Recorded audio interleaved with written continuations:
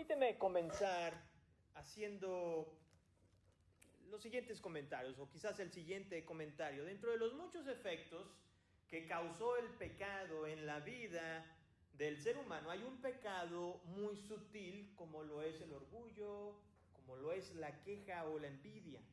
Y hablo del favoritismo. Para aquellos quienes quizás esta palabra suene un poco medio dominguera, o no estemos muy acostumbrados a utilizarla, es el dar preferencia a las personas, ya sea por su aspecto, su estatus social, económico, color de piel o educación. Esta actitud, amado hermano, déjame decirte que incluso hasta la misma sociedad lo condena, no lo ve bien, y ha tratado de erradicarla a través de diferentes métodos, pero en su intento, por lo visto, ha fracasado. La aceptación de personas, amado, no es un problema meramente de una conducta externa, como lo propone algunas teorías de la psicología moderna. El favoritismo va mucho más allá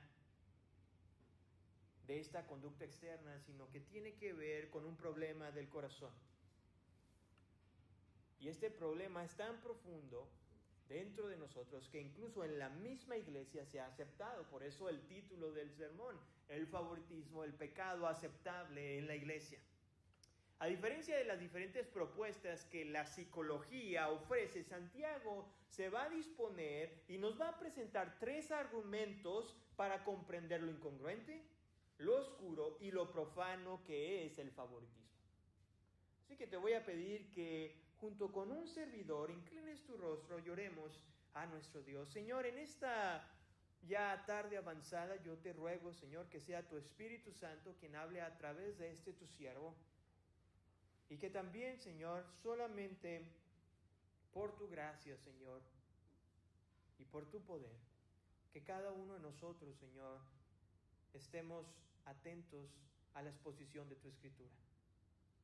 Pero que sobre todas las cosas, mi Dios, podamos ser confrontados y animados al mismo tiempo a cambiar aquellas actitudes pecaminosas que sigue habiendo, Señor. Y en especial hoy de lo que vamos a estar hablando, del favoritismo. Mi Dios, que cada uno de nosotros con un corazón humilde podamos recibir tu palabra.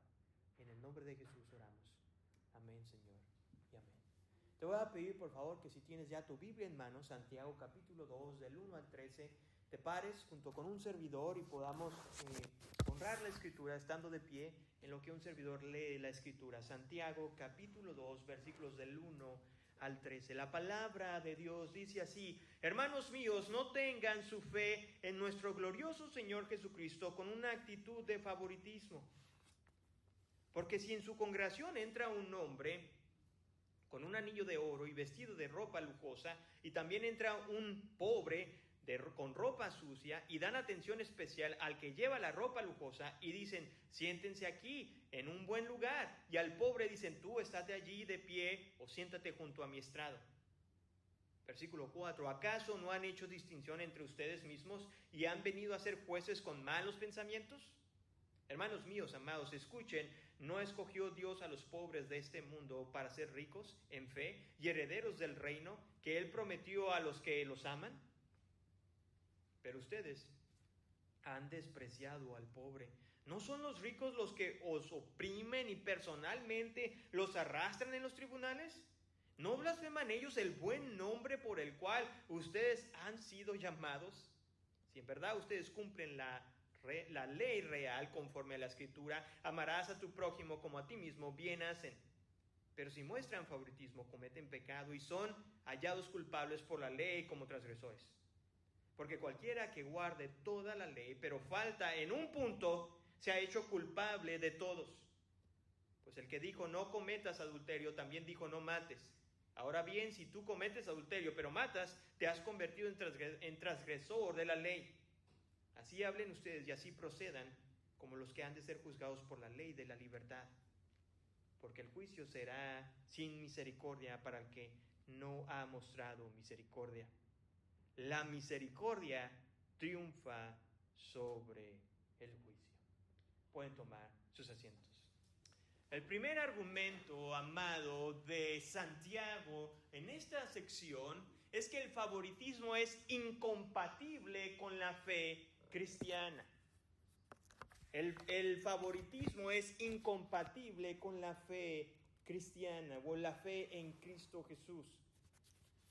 Hermanos, sin perder la costumbre, el escritor nos tiene de alguna otra manera, vaya la redundancia, acostumbrados a utilizar un término pastoral o amoroso al dirigirse a sus lectores. Y ante un tema tan difícil y delicado, Santiago aún así reprende la actitud que estaba viendo dentro de la iglesia. Versículo 1 dice: hermanos míos, no tengan su fe en nuestro glorioso Señor Jesucristo con una actitud de favoritismo. Hemos aprendido durante estos domingos que el libro de Santiago es un libro práctico. Pero amado, no confundas que por ser práctico, por ello deja de ser profundo. Santiago podrá ser práctico, pero aún así tiene muchas enseñanzas que son profundas y ricas. La frase que Santiago utiliza en el versículo 1, nuestro glorioso Señor Jesucristo, revela un tema central en el Nuevo Testamento sobre la persona del Señor Jesús. Algunos de nosotros pudimos haber pensado que esta oración se trataba o la escribió Santiago simplemente para sonar más espiritual. Quizás algunos de nosotros hemos estado con personas y de repente cuando llegan a la iglesia cambian su forma de hablar. Hacen ciertas combinaciones, ¿verdad?, para sonar más espirituales, o cuando se les invita a orar, oran de una manera tan extraña, tan elevada, palabras no muy usuales, pero este no es el caso de Santiago, amados. No estaba tratando de impresionar a su audiencia. La frase nuestro glorioso Señor Jesucristo hace énfasis, amados, en que toda la gloria de Dios fue encarnada o manifestada en la presencia y en la persona de Jesús, quien pudiendo haber venido en esta tierra con todo el poder que otorga una corona, con las riquezas y el glamour que hay detrás de la realeza, el Señor Jesucristo, el Hijo de Dios, el Verbo encarnado, decidió venir en humildad, en pobreza, no para ser servido, sino para servir y amar a aquellos que el mundo despreció. Y es aquí donde viene nuestra quizás primera exhortación. Si Jesús, quien porta la misma gloria de Dios, decidió amar y servir sin hacer acepción de personas, ¿quién eres tú? ¿Quién soy yo para decidir a quién debo de ayudar y a quién no debo de ayudar? Por eso Santiago estaba exhortando a los creyentes a entender que es incompatible decir que seguimos a Jesús y mostrar favores especiales a ciertas personas, mientras que a otras las hacemos a un lado. La última oración en el versículo 1 es con una actitud de favoritismo. La palabra favoritismo es la idea de juzgar según la apariencia exterior de esa persona y en base a ellos se le ofrece un favor y un trato especial. Hermanos, mientras que un servidor estudiaba este pasaje, varias cosas se me venían a la mente. Dentro de ellas es de que quizás algunos de los que estamos aquí, el hecho del pecado del favoritismo, tengamos la tendencia a hacer un tipo de checkmark y decir, no, yo no batallo con eso. Al contrario, hacen conmigo favoritismo porque soy minoría en ese país, porque mi cuenta de banco no es tan impresionante como lo es los altos ejecutivos donde trabajo o en la empresa donde me desarrollo. Porque quizás algunos de los que están aquí puedan decir, no, es que yo no tengo tantos estudios como otros. O porque la ropa que un servidor o que ustedes traen es de marcas modestas. Por eso yo no tengo problemas con el favoritismo, con este pecado. Pero amados, pensar de esta manera es como si tú estuvieras asegurando que ya no batallas con la mentira. ¿Aquí hay alguien que ya no batalle con la mentira? ¿Algún mentiroso? ¿Verdad? Hermanos, porque aún los cristianos, aún nosotros, nos sentimos tentados a ayudar a aquellos que en algún futuro nos pueden dar algo a cambio. Esa es la realidad. Por eso Santiago escribió esta sección en su carta para exponer la gran incompatibilidad, entre Jesús y los creyentes que favorecen a más de una persona sobre otras.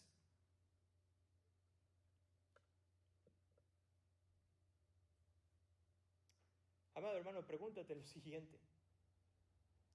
¿Eres servicial con esa persona de la congregación, de nuestra congregación, porque sabes que te puede ayudar más adelante? ¿Por eso te prestas tan amable con ese hermano o hermana? Porque sabes que puedes sacar algún beneficio. Quizás estoy batallando en el trabajo y esa persona me puede conseguir el trabajo que tanto deseo. O déjame ayudarle a estas personas, empezar a hablarles más, porque dentro de 4 domingos me voy a cambiar de casa y necesito ayuda. Amados, la acepción de personas no debe tomarse a la ligera, porque es un pecado que Dios detesta, ya que el favoritismo esconde las malas intenciones del corazón.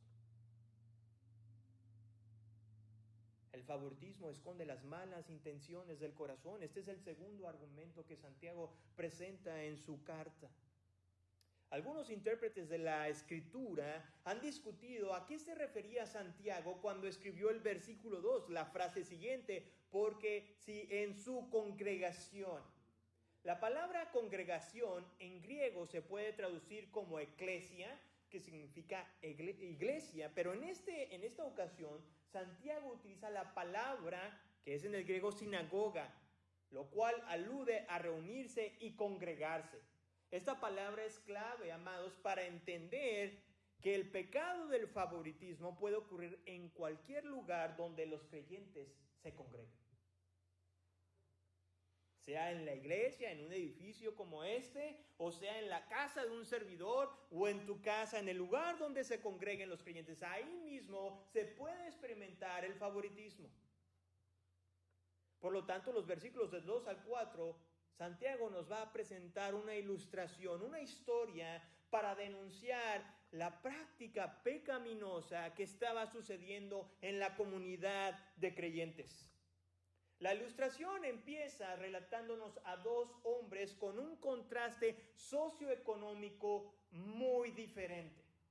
Santiago empieza a decirnos que había un hombre con un anillo de oro.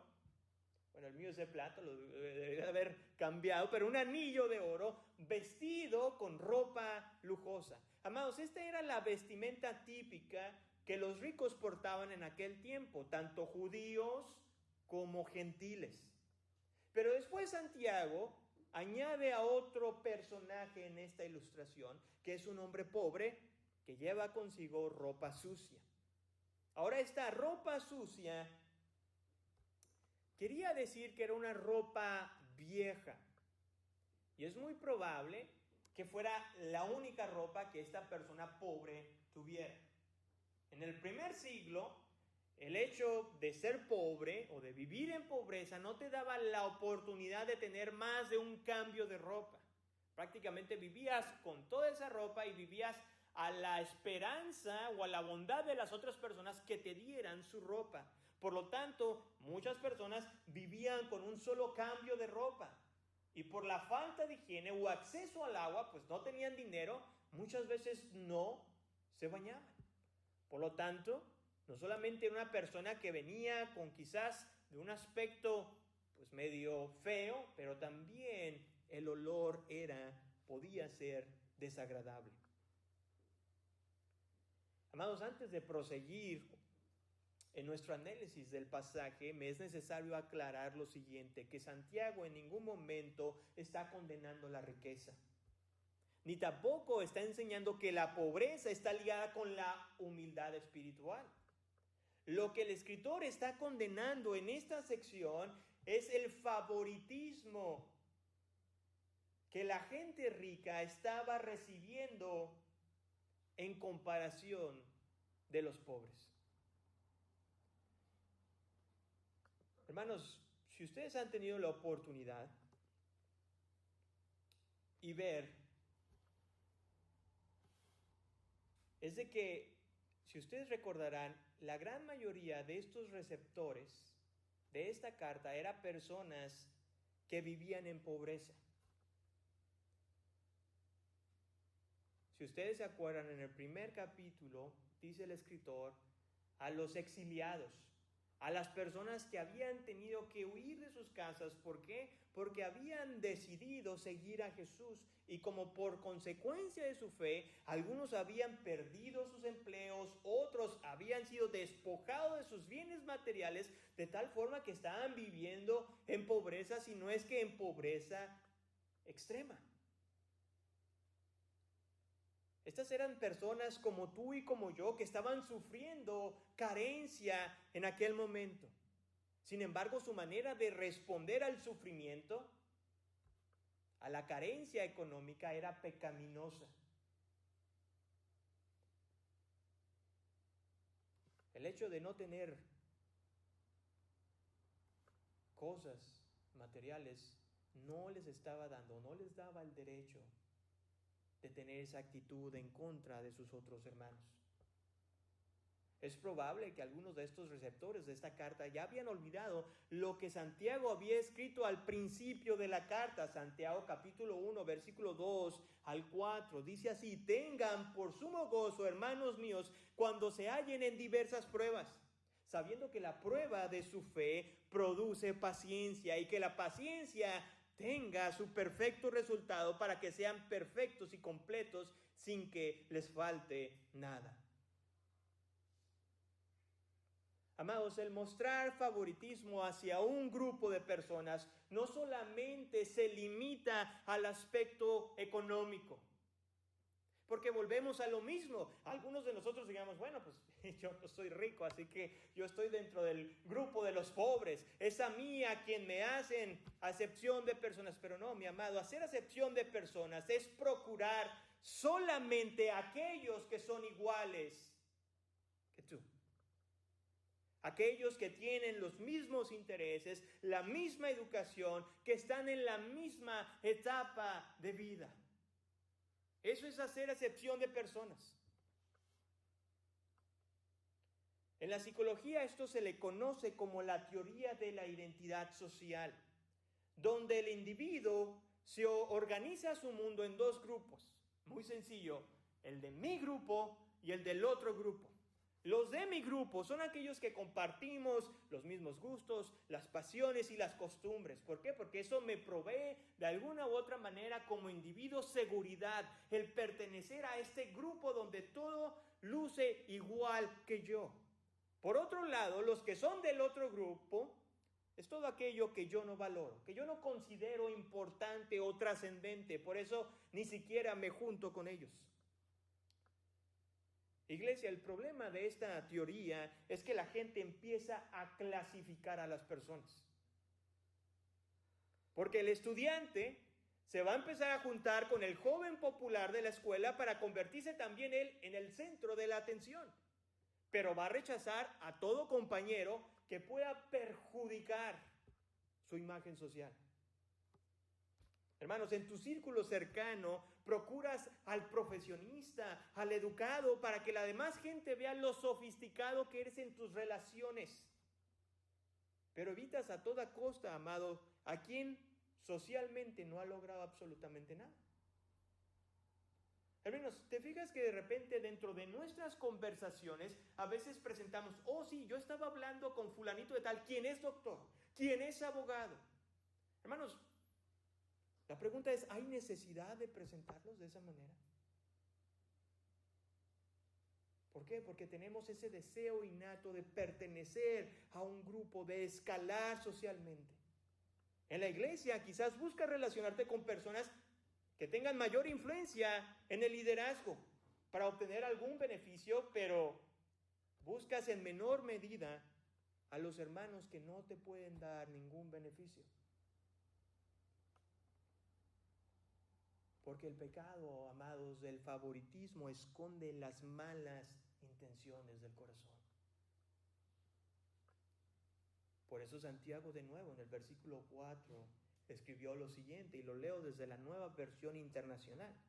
Me gustó cómo tradujeron este versículo 4. Dice, ¿acaso no hacen discriminación entre ustedes, juzgando con malas intenciones? Amado, quiero que con un corazón muy sincero te hagas la siguiente pregunta.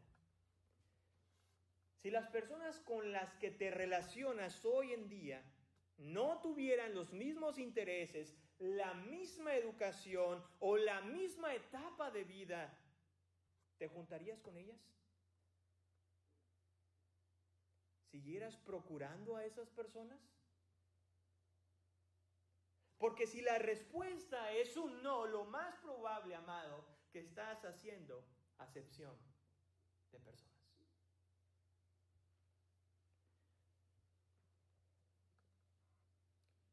Una vez que las malas intenciones del corazón han sido expuestas por el escritor Santiago, ahora se va a encargar de mostrarnos por qué este pecado es tan profano.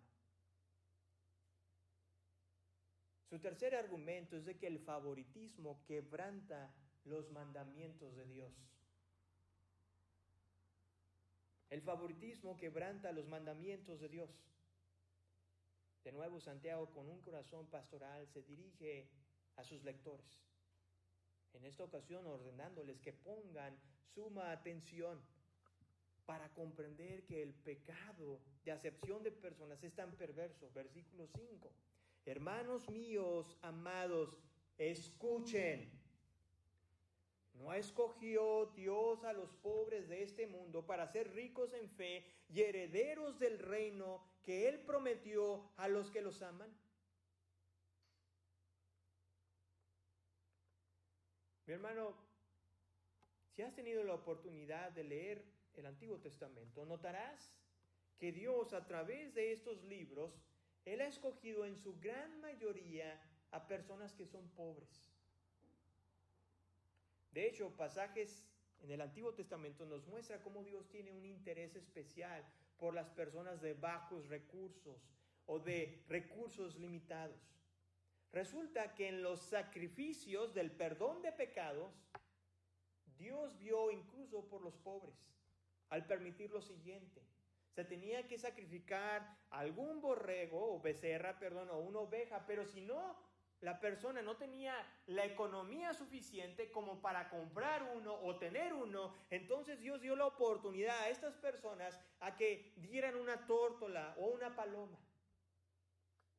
Incluso, amados, se nos dice que cada 7 años todas las deudas eran canceladas para que ninguna persona viviera toda su vida en deuda.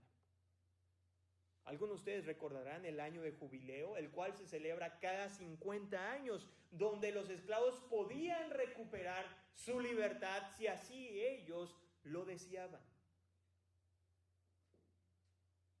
Dios estableció todas estas reglas en Israel para proteger y ayudar a las personas más desamparadas.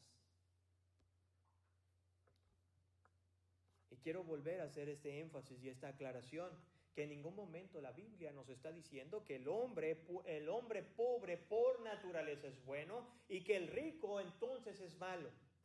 No, amado, ambos, tanto los ricos como los pobres, son pecadores delante de Dios y ambos necesitan ser igual de salvados. No unos más que otros, no. Ambos en el mismo nivel, ambos son igual de decadentes espiritualmente hablando y necesitan de Jesús para redimir sus vidas, del sacrificio de Jesús. Lo que Santiago más bien nos está señalando es de que nuestros juicios, amados, se basan más en la apariencia. Como humanos tenemos esa tendencia de dejarnos apantallar por las cosas externas. Si la persona tiene un buen trabajo, tiene un carro del año y una casa bonita, es lo que aplaudimos y decimos, wow, lo admiramos, sus logros. Pero la Escritura nos dice que Dios, amados, evalúa el corazón.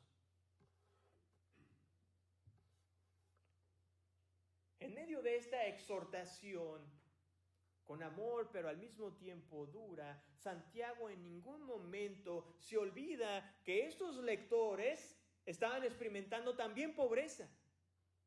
Sin embargo, el trato especial que ellos le estaban dando a ciertas personas ricas sobre los pobres tenía que ser señalado y exhortado. Santiago no podía hacerse de la vista gorda. Versículos 6 y 7 dice así: pero ustedes han despreciado al pobre. ¿No son los ricos los que los oprimen y personalmente los arrastran a los tribunales?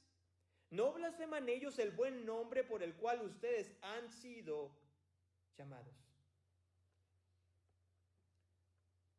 Las dos preguntas que acabo de leer en estos dos versículos exponen que el practicar el favoritismo, hermano, es despreciar lo que Dios ama.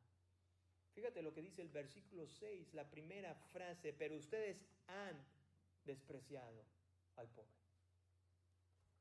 En nuestro contexto moderno, la pregunta podría ser: ¿cómo pueden decirse que son hijos de Dios si desprecian lo que Él ha decidido amar?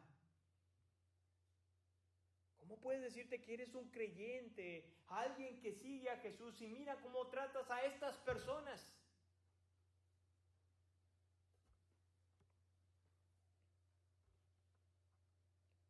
Hermanos, con estas preguntas Santiago trataba de resaltar que aquellos creyentes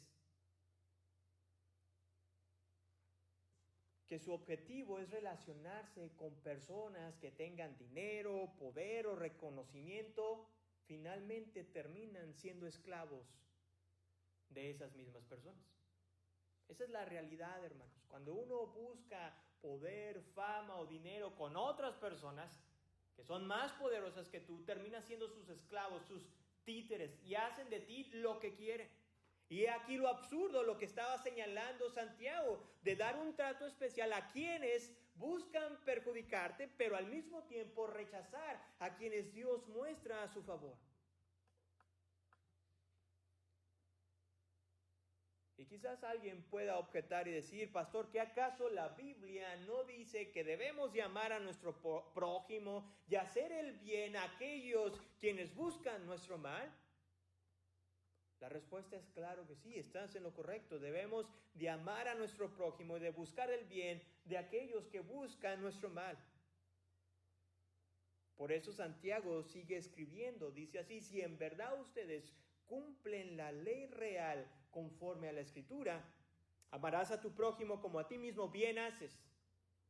Pero si muestras favoritismo, cometen pecado y son hallados culpables por la ley como transgresores. Hermanos, el propósito de Santiago de citar estos versículos en su carta era para demostrar que el favoritismo quebranta la ley de Dios. No podemos amar a unos y despreciar a otros. Aquellos quienes han leído los evangelios recordarán que en el ministerio del Señor Jesús, Él ayudó a hombres prominentes como lo fue Jairo, un jefe de sinagoga. Sanó también a un siervo de un centurión. Y accedió a tener una conversación con Nicodemo, un hombre miembro del Sanedrín. Pero también Jesús convivió con gente que era despreciada por la misma sociedad, como lo fue Zaqueo. Sanó también a ciegos, leprosos, mancos y endemoniados. Amados, ¿amas y sirves por igual a todos tus hermanos que están en tu iglesia? ¿O te rehusas de repente? Este ya me volvió a hablar. mejor ni le contesto. O ves el teléfono, no, es esta persona, déjame contestarle rápido. Estamos sirviendo y amando por igual a todos tus hermanos en la fe. Los siguientes 2 versículos, amados, 10 y 11, pudieran sugerir que algunas personas que estaban dentro de estas congregaciones no estaban viendo con malos ojos el hacer acepción de personas. Resulta que con el tiempo, dentro de las enseñanzas de los judíos, del judaísmo, habían llegado a creer que los mandamientos se podían obedecer por separado. En otras palabras, un judío podía quebrantar algunos mandamientos, mientras que otros los podían obedecer como una clase de crédito y deuda. Los mandamientos que se obedecían funcionaban como crédito y obviamente aquellos que se desobedecían se convertían en deuda. Por lo tanto, al final se realizaba un balance final con la esperanza de haber cumplido lo suficiente para saldar su deuda con Dios. Y tristemente, amados, muchas personas siguen pensando así, que pueden obedecer ciertos aspectos de la Escritura y de desobedecer al otro, y que al final de su vida Dios hará un balance y decir, bueno, ¿sabes qué? Obedeciste más, entra conmigo. Por eso Santiago tuvo que pulverizar el corazón orgulloso cuando declara lo siguiente: pues el que obedece todas las leyes de Dios menos una es tan culpable como el que desobedece todas. Entonces, la Nueva Traducción Viviente. Amados, nadie de los que estamos aquí estamos exentos. Todos hemos quebrantado la ley de Dios. Y Santiago deja el estándar tan alto que nos dice que si solamente hemos quebrantado una sola ley, hemos quebrantado toda la ley de Dios. Por eso el favoritismo no es una sola mala actitud. Es una falta gravísima en contra de aquel que instituyó los mandamientos. El apóstol Juan, en su primera carta, capítulo 4, versículo 20, dice así: si alguien dice, yo amo a Dios, pero aborrece a su hermano, es un mentiroso. Porque el que no ama a su hermano, a quien ha visto, no puede amar a Dios, a quien no ha visto. Hermanos, el ignorar o el tratar de diluir estas advertencias es desear ser juzgado sin misericordia, como Santiago lo expone al finalizar de esta sección en el versículo 13. Por eso en esta última parte, Santiago anima al creyente a proceder como aquel que ha sido juzgado con la ley de la libertad. Anteriormente lo había dicho, pero lo vuelvo a recordar, que la ley de la libertad es por la cual el creyente ha sido justificado, declarado inocente delante de Dios, no por sus propios méritos, sino por los méritos de Jesús, por lo que Jesús ya hizo por nosotros en la cruz del Calvario. Y esta libertad, y esta ley de la libertad de la cual Santiago está hablando, es la que nos ha librado de la esclavitud del pecado para ahora sí poder obedecer los mandamientos de nuestro Dios.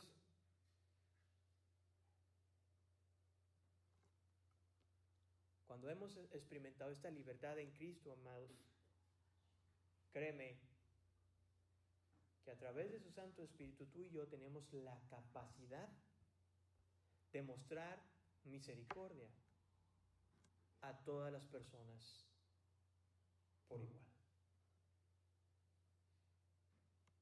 Versículo 13, Santiago dice: porque el juicio será sin misericordia para el que no ha mostrado misericordia. La misericordia triunfa sobre el juicio.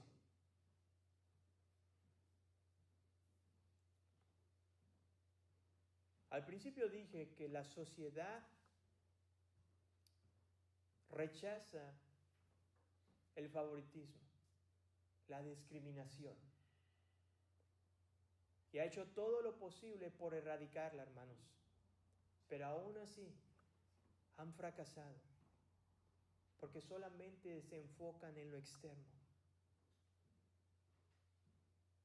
Mientras tanto, el Señor Jesús nos dice que estas actitudes pecaminosas no solamente son cosas externas, sino que sobre todo son cosas del corazón. Y aquel que ha nacido de nuevo, aquel que ha entregado su vida a Jesús, créeme, que solamente esa persona puede mostrar misericordia a los demás, porque el Dios que no hace excepción de personas ya le mostró misericordia. Permíteme concluir con la siguiente reflexión. El favoritismo es peligroso porque disimula el deseo pecaminoso de poner nuestra identidad en el prestigio y no en la gloria de Cristo. Como Santiago lo expuso, el favoritismo va en contra de la fe cristiana porque esconde nuestras malas intenciones cuando buscamos relacionarnos con otras personas y quebranta la ley de Dios de amar a nuestro prójimo como a nosotros mismos. Por lo tanto, amado, ama a todos por igual. Sirve a los demás sin buscar beneficios, porque por gracia hemos sido alcanzados y esa misma gracia nos sostiene para amar a los demás como Jesús lo hizo.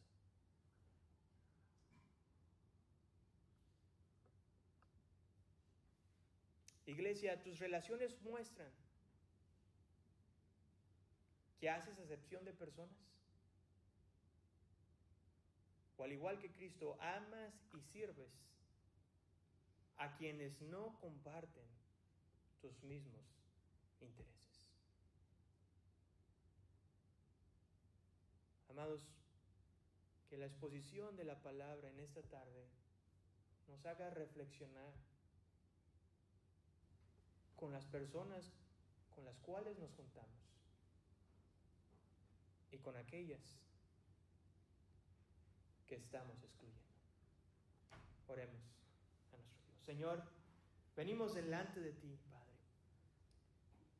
reconociendo, Señor, que nadie está exento de este pecado, Padre. Un pecado, Señor, que incluso dentro de tu misma iglesia, Señor, se ha metido.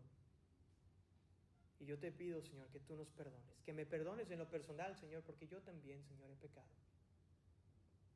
Yo también, Señor, en ocasiones busco relacionarme con ciertas personas, con ciertos hermanos, porque sé que puedo obtener algo. Perdóname también porque no me esfuerzo en relacionarme más con aquellos que, según mi criterio pecaminoso, no puedo hallar ningún beneficio. Mi Dios, perdónanos, Padre, porque somos culpables, Señor. Perdónanos, Señor, porque en ocasiones no lo vemos tan mal y tan perverso como tú lo ves.